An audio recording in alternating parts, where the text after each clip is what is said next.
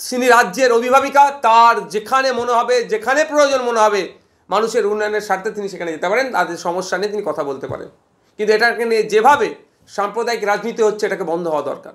কোনো দিনের জন্যই কেউ কি প্রশ্ন তুলে কেন মুখ্যমন্ত্রী রথের গিয়ে দড়ি টানলো?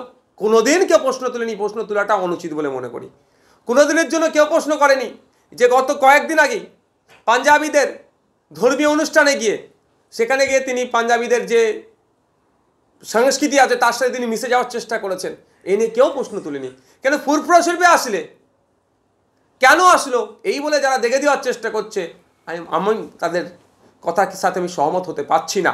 এবার প্রশ্ন হচ্ছে, কার সাথে কে দেখা করতে গিয়েছে? রাজ্যের মুখ্যমন্ত্রীর সাথে পীর সাহেব পীরজাদারা গিয়েছেন। কারা গিয়েছেন?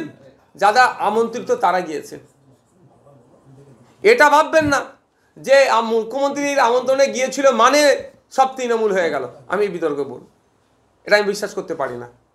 আমাদের ভাইজান হিসাবে আমাদের পাশে যেরকমভাবে ছিল, আগামীতেও সেই রকমভাবে থাকবে, এই আশা আমরা ভাইজানদের কাছে রাখি।